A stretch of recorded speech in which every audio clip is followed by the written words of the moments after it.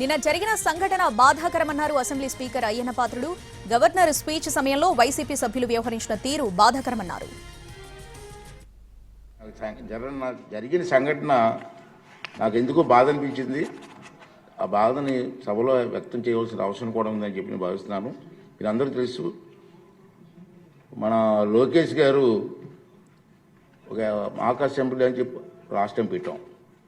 ఎందుకు పెట్టామంటే మినిస్టర్ గారి ఉద్దేశం ఏంటంటే, చంద్రబాబు నాయుడు గారి ఉద్దేశం ఏంటంటే, పిల్లల్లో కూడా అసెంబ్లీ అంటే ఏమిటి, అసెంబ్లీలో మన ప్రజాప్రతినిధి పనితీరు ఏంటి అని ఒక అవగాహన తీసుకురావాలని చెప్పి మంచి ఉద్దేశంతో పెట్టారు. బ్రహ్మాండంగా సక్సెస్ఫుల్ అయింది.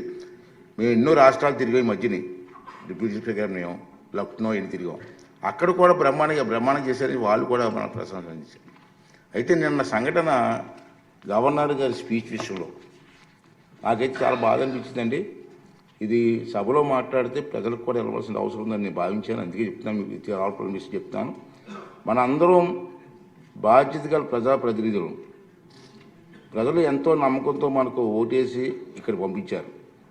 వేలాది మంది పోటీ పెడితే కేవలం 175 మందిమే ఇక్కడ కూర్చొని అరుదైన గౌరవం మనకు దక్కింది.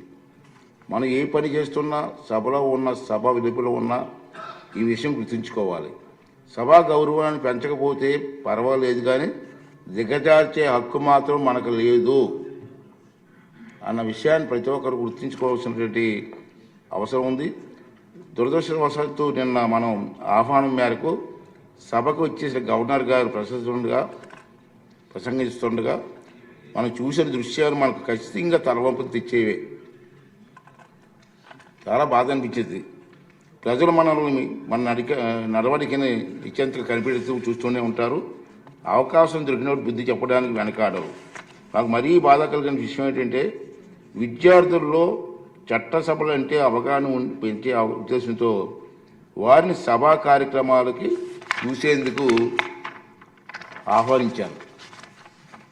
రాష్ట్రంలో ఉన్నటువంటి అన్ని స్కూల్స్కి అన్నిటి కూడా మెసేజ్ పంపించి, ఇలాగ అసెంబ్లీ జరుగుతుంది, మీకు ఇంట్రెస్ట్ ఉన్న వాళ్ళ స్కూల్స్ ఎవరు ఉంటే మాకు మెసేజ్ ఇవ్వమని చెప్పి నేను అందరిని ఆహ్వానించాను.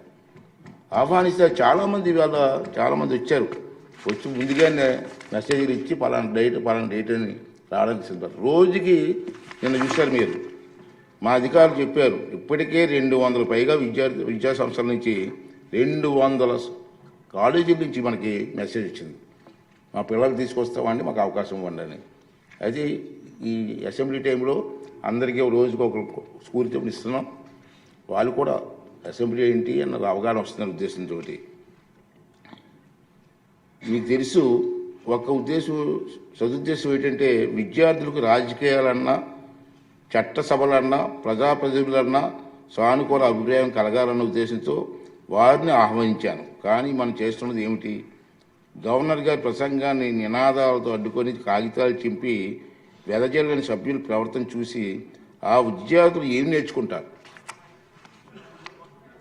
ఇది స్ఫూర్తిగా మనం మాట్లాడాల్సిన అవసరం ఉంది. మనం గురించి వారు ఏమనుకుంటారు? ఈ ఆలోచన నన్ను కలచివేసింది.